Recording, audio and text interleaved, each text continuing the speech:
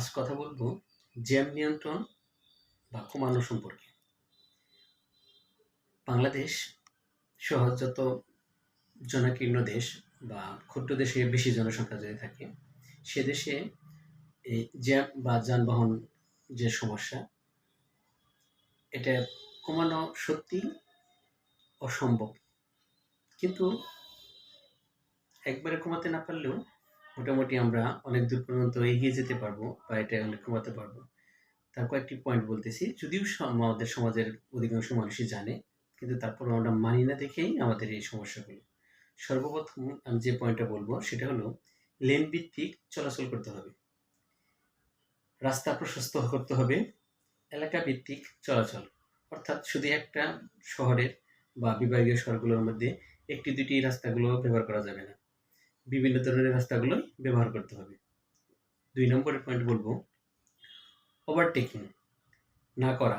যদিও করা হয় হঠাৎ, তাহলে দেখতে হবে যে পিছনে অথবা সামনে কোনো গাড়ি আছে কিনা, তাহলেই মোটামুটি একটু কমে যাবে। এবং বিভিন্ন ধরনের গুরুত্বপূর্ণ স্থানগুলোর মধ্যে ওভারটেকিং এড়িয়ে চলা। ৩ নাম্বার সকল যাত্রী এবং চালকদের সচেতন হতে হবে। চালকদের বলা যাবে না যে তাড়াতাড়ি যান, এবং যে গাড়ি চালক তাকেও তাড়াতাড়ি করা যাবে না। সময় এবং রাস্তার পরিবেশ দেখেই তাকে সামনের দিকে এগিয়ে যেতে হবে।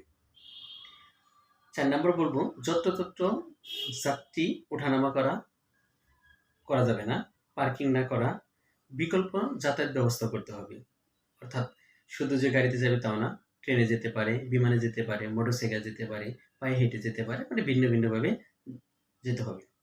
৫ নম্বর হলো ত্রিমুখী রাস্তা বা দ্বিমুখী রাস্তাগুলো, চৌরাস্তাগুলো সময়মাফিক চলাচল করতে হবে। অর্থাৎ ৪টা রাস্তায় যদি সব দিক থেকেই গাড়িগুলো আসে বা যানবাহনগুলো আসে, পৃথিবীর কোনো দেশই যানজট কমাতে পারবে না, ইম্পসিবল।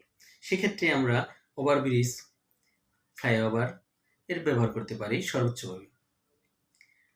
৬ নম্বর হলো বিভিন্ন গুরুত্বপূর্ণ প্রতিষ্ঠান বা সরকারের অঙ্গ প্রতিষ্ঠান, দেশের পরিচালনার জন্য যে বিভিন্ন প্রতিষ্ঠানগুলো আছে সেগুলো বিকেন্দ্রীকরণ করতে হবে।